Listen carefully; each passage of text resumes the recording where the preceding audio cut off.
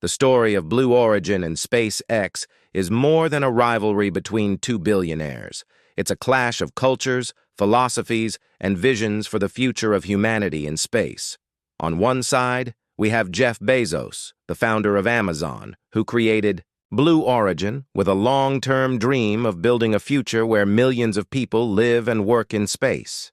On the other, Elon Musk, founder of Tesla and SpaceX, who envisions a multi-planetary civilization with humans colonizing Mars to ensure the survival of our species.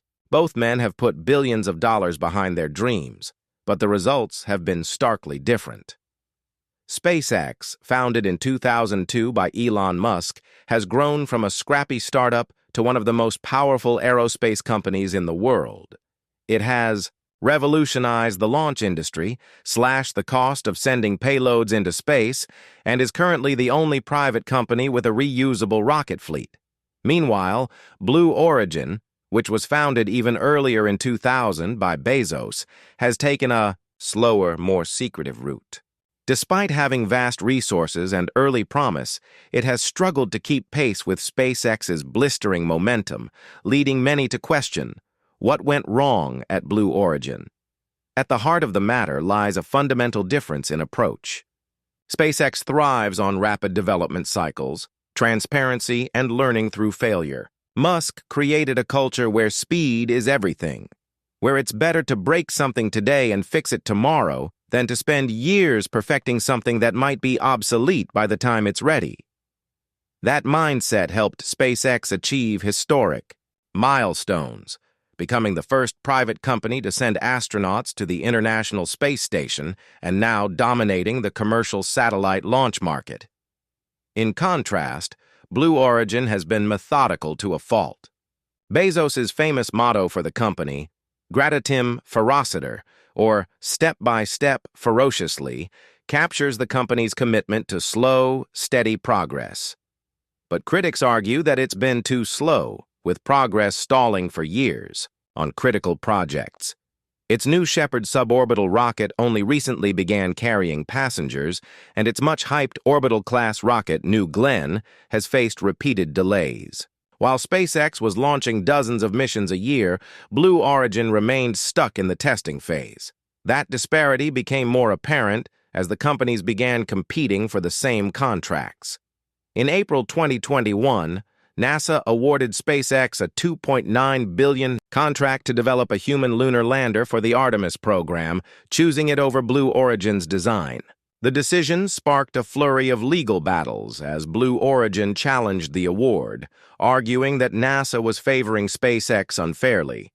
However, those challenges failed, and Blue Origin was widely criticized for trying to win in court what it couldn't achieve in the lab. The consequences were significant. The lawsuit delayed the entire Artemis program and soured Blue Origin's relationship with NASA. While Blue Origin later secured a contract for a second lunar lander design, the damage to its reputation was done. It came across not as a bold innovator, but as a sore loser trying to stall a more successful competitor. Public perception, already skewed in favor of SpaceX, turned even further against Blue Origin.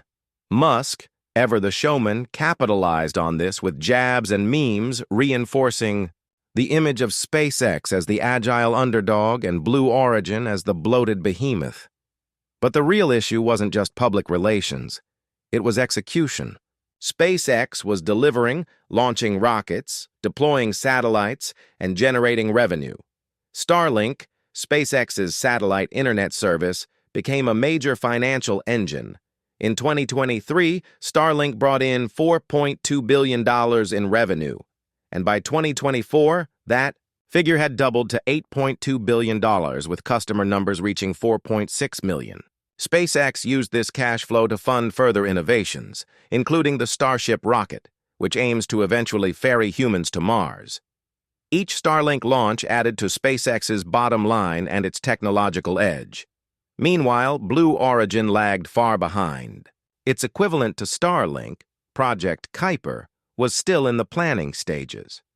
While Bezos was funding Blue Origin by selling roughly $1 billion of Amazon stock each year, the company lacked a major source of recurring revenue. Other than $720 million from various projects, Blue Origin wasn't generating much income. Its dependence on Bezos's personal fortune insulated it from financial pressure, but also removed urgency. Without real commercial stakes, the company lacked the drive to move quickly or the motivation to innovate at the pace SpaceX demanded of itself. Some of the blame may rest with Bezos himself. While a visionary businessman, Bezos is not an engineer, and many believe that his leadership style didn't translate well to a high-speed, high-risk tech enterprise like aerospace. This was evident even early on. In a famous 2004 dinner between Musk and Bezos, tensions reportedly flared as Musk tried to offer Bezos advice on rockets, which Bezos largely ignored.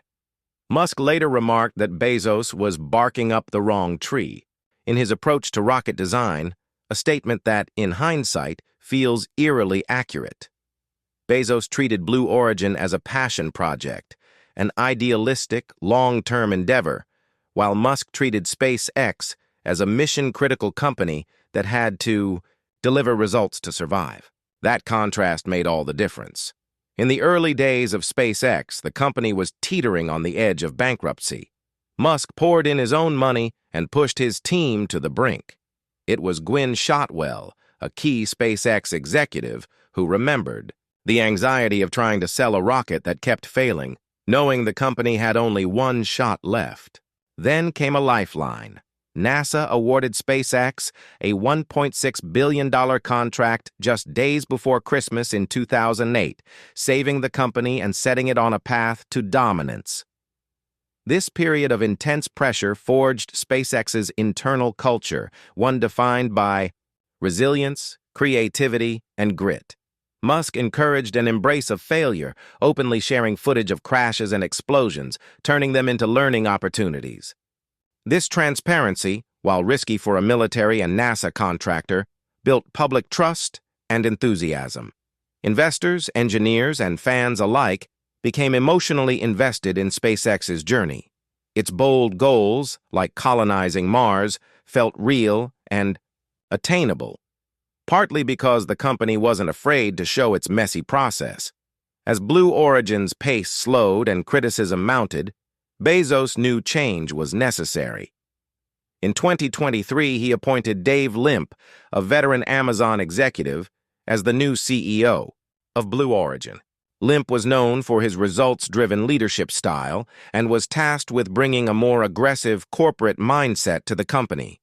His mission was clear: speed up development, cut through the red tape, and instill a sense of urgency. Under Limp, Blue Origin began a major strategic shift aimed at overhauling operations and accelerating launch readiness. The transformation started with internal restructuring. In early 2025, Blue Origin laid off around 1,400 employees, roughly 10% of its workforce. The move flattened management hierarchies and cut roles in engineering and R&D to realign the company's focus. This shakeup was meant to streamline decision-making and reorient the company toward production and delivery rather than prolonged research. Blue Origin was no longer just a lab. It had to become a launch company. The new culture mirrored Amazon's intensity: fast-paced, metric-driven, and relentless.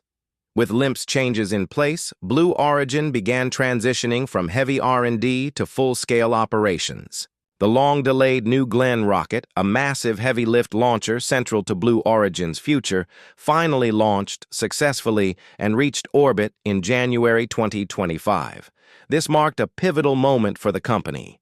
New Glenn is not just a technological achievement. It's essential for Project Kuiper, Blue Origin's own satellite broadband initiative intended to rival Starlink. Getting this rocket operational was critical, and its success signaled that the company might finally be ready to compete. Beyond New Glenn, Blue Origin has multiple projects in the pipeline. It manufactures engines not only for its own rockets, but also for the Vulcan Centaur rocket developed by United Launch Alliance. It's also involved in the Artemis program again, this time working on the Blue Moon human lunar lander. Other initiatives include the Blue Ring spacecraft platform and the Orbital Reef Space Station, a commercial low-Earth orbit habitat developed in collaboration with other space industry partners.